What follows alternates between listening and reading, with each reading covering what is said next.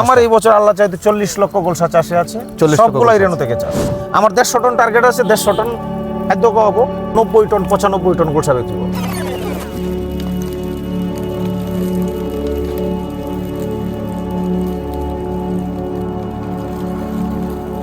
সুপ্রিয় চাষি ভাইয়ের আসসালামু আলাইকুম।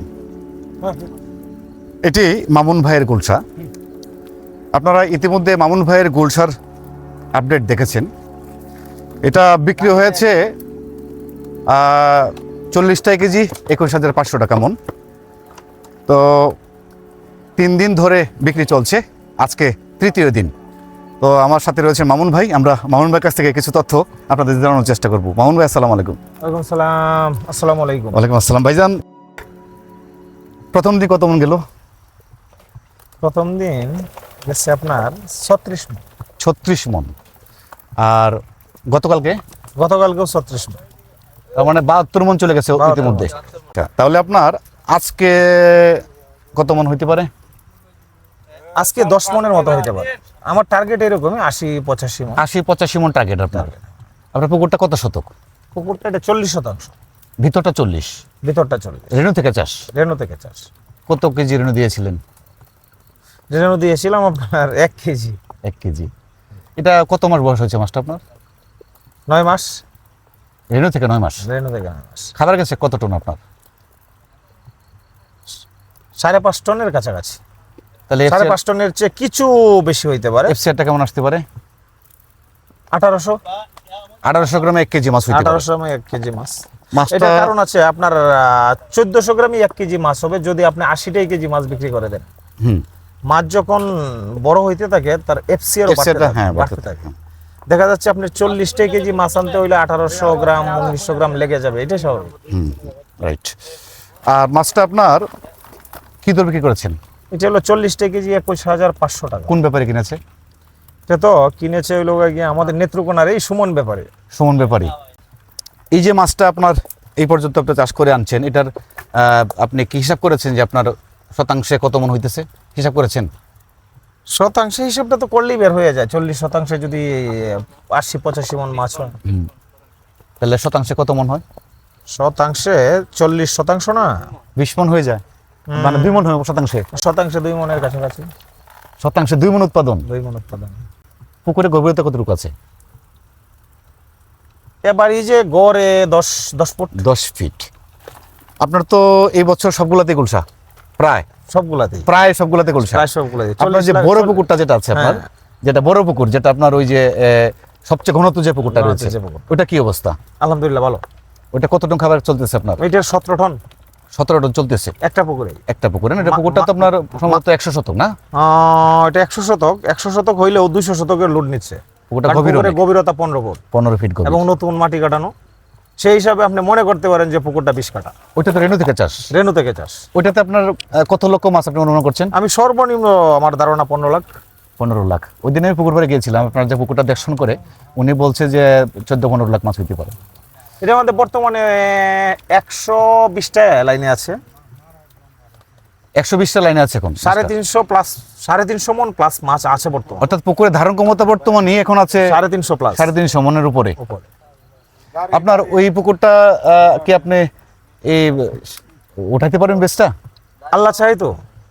মাছটা হিউজ ঘনত্ব হয়ে গেছে না? ঘনত্ব হয়ে গেল আমার অক্সিজেনের যে ব্যবস্থাটা, হ্যাঁ হ্যাঁ। আলহামদুলিল্লাহ ভালো। কারণ এই পুকুরে একটা ডাবল স্পিডের রোডর আছে, হুম, 2টা বেঞ্জুরি আছে। হ্যাঁ। তাহলে রাতে আবার র্যান্ডম পানি দেওয়া হয় 2টা মোটর দিয়ে। হুম। তো এবার এই যে দেখা যাচ্ছে 4টা রোডর কাজ করতেছে যার কারণে এবং রাত আর দিন নাই, মনে করেন যে বেশিরভাগ সময়ই এরটা চলতেছে। এই রোডর চলতেছে এবং পানি ওভারলোড বের হয়ে যাচ্ছে আউটগোয়িং পাইপ। পুকুর সবসময় পানি সবসময় আউটগোয়িং পানি দিয়ে যাচ্ছে, পানি বের হচ্ছে। পানি বের হচ্ছে। আপনার এই পুকুরটা যেটা, এটা কত শতক? এটা এইটা তো হইলো গিয়া 100 শতকের কাছাকাছি। এটাতে তো গুলশা। গোলসা। এটাতে কত লক্ষ আছে? এটার মধ্যে 7-8 লক্ষ মাছ আছে। 100 শতকের কাছাকাছি এটা। 100 শতক। এটা তো রেণু থেকে চাষ। রেণু থেকে যা আছে সব রেণু। এটা কত লাইন আছে? আমার এই বছর আল্লাহ চাইতে 40 লক্ষ গোলসা চাষে আছে, 40 লক্ষ সবগুলাই গোলসা রেণু থেকে চাষ। আপনার ওইটাতে মাছটা কত লাইন? 100 লাইন আসছে। 100 প্লাস মাইনাস 2-4-5টা 10টা। আপনার এই পর্যন্ত খাবার গেছে এটাতে কত টন? এটার মধ্যে খাদ্য গেছে আপনি 13 টন। 13 টন চলতেছে। 13 টন চলছে। বাহ বাহ, কাছাই বলছেন আপনি তাহলে। এটা 13, এটাতে 17। 17। তাহলে আপনার আরো তো গুলশার আপনার পুকুর রয়েছে আপনার। সবগুলা মিলে গুলশার পুকুর, খালি গুলশার পেটে এই পর্যন্ত 70 টন ঢুকে গেছে। দোয়া করেন যে 70 আমার টন 150 খাবার? টন, আমার 150 টন টার্গেট আছে। 150 টন খাদ্য খাওয়াবো, 90 টন 95 টন গুলশা বিক্রি করবো। মাশাআল্লাহ, আল্লাহ চাই তো, দেখা যাক। যদি মাছ আল্লাহর অশেষ মেহেরবানিতে ভালো ভালো থাকে। থাকে। হ্যাঁ, আপনি তো ব্যাপক পরিচর্যা করেন এবং এরোশনের ব্যবস্থা আছে। ব্যবস্থা আছে। প্রত্যেকটা পুকুর দারুণ ভাবে গভীর, আপনার যে গভীরতা পুকুরে এই গভীরতা এবং এবং গোসাটা হয়। এবং প্রতিটা পুকুর পাড়ে কম্বল বিছানো আছে, পারে কম্বল বিছানো আছে। আর আপনার এই পরিচর্যার ক্ষেত্রে ত্রুটি নাই, প্রতিটা না না, পুকুরে দুজন করে লোক রয়েছে কোনো আপনার। ত্রুটি নেই, কোনো ত্রুটি নেই। তারপরে এখানে তো আপনার- দুজন লোক থাকে, এখানেও দুইজন লোক, ওইটাতে ওখানে দুজন। তিনজন, তিনজন ওখানে এটাতে। তিনজন। আর নতুন যে প্রজেক্টটা শুরু করেছেন এটা কি অবস্থা একটু এটা বলবেন? মদন 100 কাটা, এটা মাটি কাটা প্রায় শেষের দিকে। 100 কাটা মানে আপনার 1000%। 1000%। এটা একটা পুকুরেই করেছি আপনার 40 কাটা। 40%। 40 কাটা মানে 400%। 400%। আর একটা পুকুর 20 কাটা মানে মানে 200%। 200%। আর একটা পুকুর 10 কাটা। 100%। এবং পাশে বাউন্ডারির ভিতরে আরো 20-25 কাটা জায়গা রেখে দিয়েছি আমার গরুর একটা প্রজেক্ট। এগুলোতে আপনি রেনু থেকে চাষে যাবেন? রেনু বলতে আমি তো 1 সপ্তাহের ভিতরেই চিন্তা করতেছি পাবদা রেনু দিয়ে দিব। আচ্ছা, পাবদার রেনু থেকে চাষেও যাইতে পারি, অথবা পাবদার এই পণ্যটা বিক্রি করে দিতে পারি। দিয়ে আমার নিয়ত আছে গুলশা চাষে যাওয়া। অর্থাৎ আপনি চাচ্ছেন আগাম এখন যেহেতু আগাম রেনুটা আসতেছে পাবদার, জি। আপনার পাবদার রেনু ফুটাবেন, যদি পোনা হয়ে যায় বিক্রি করে দিতে পারেন অথবা চাষিও রাখতে পারেন। আপনার ইচ্ছেটা হচ্ছে গুলশা করা। গুলশা করা তা গুলশা তো আসতে আরো 1 মাস সময় আরো লাগবে। 1 মাস সময় লাগবে। বুঝতে পারছি, এই মধ্যে পুকুরটি খালি রাখবেন না। না না, খালি রাখবো। আচ্ছা, এখন এই যে গুলশাটা আপনি উচ্চ ঘনত্বে চাষ করছেন, গত বছর তো আপনি এই পুকুরটা থেকে তো আপনার কত মন বিক্রি করেছিলেন? 200 মনের উপরে, 200 মনের 231 মন। হ্যাঁ হ্যাঁ হ্যাঁ, 231। এটা তো 14 লক্ষ টাকা লাভ আসছিল এই পুকুরটা থেকে, না? 14 লক্ষ টাকা। এখান থেকে আপনার কিন্তু হাই ডেন্সিটিতে গুলশা চাষ শুরু। অর্থাৎ এই পুকুরটাতে আপনি শতাংশে 7.5 গুলশা কিন্তু উত্তোলন করেছেন। জি জি। হিসাবটা মনে আছে আমার এখনো, এই তাই না? বছর, এই বছরে এর চেয়ে বেশি হওয়ার target। সম্ভাবনা, সম্ভাবনা। ঘনত্বটার বেশি হওয়ার সম্ভাবনা। তো এখন এই যে উচ্চ ঘনত্বে গুলশাটা আপনি চাষ করছেন, এটা তো আপনার নিবিড় পরিচর্যা করতে হয়। নিবিড় পরিচর্যা। আপনার রোগবালাইয়ের কি কোনো প্রভাব আসে কি? আপনার রোগ সুখ তো আসলে এটা মাছের মধ্যে হয়েই থাকে। হয়ে থাকে, হ্যাঁ। যতটুকু সতর্ক থাকা যায়, যথাসময়ে উকুনের ওষুধ, যথাসময়ে জীবাণুনাশক, হুম, যথাসময়ে আপনার গ্যাসের ডোজ, গ্যাসের ডোজ, তারপরে আপনার Probiotic। প্রোবায়োটিক্স, তারপর এরুটরের যে বিষয়টা বললেন, আমার কিন্তু মোটামুটি সবগুলাতেই প্রায় 4টা আপনার- প্রজেক্ট, 4টা প্রজেক্টই আমার জেনারেটর আছে। এবং জেনারেটর আছে আপনার।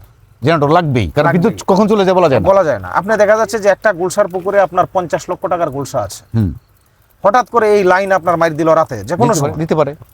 আপনি ইচ্ছা করলেও বিদ্যুৎ পাবেন না। পাবেন না, পল্লী বিদ্যুৎ ইচ্ছা করলেই আপনাকে দিতে পারবে না, না। না, সেই পারবে ক্ষেত্রে তো আপনি 1 ঘন্টা Support 2 রাখতে ঘন্টার হবে। ব্যবধানে মনে ব্যাপক ক্ষতি হয়ে যাবে। হুম, তখন আপনি জেনারেটর, যে 2 লাখ টাকাতে জেনারেটর আনবেন বা 1.5 লাখ টাকাতে জেনারেটর আনবেন, এই চিন্তা করা যাবে না।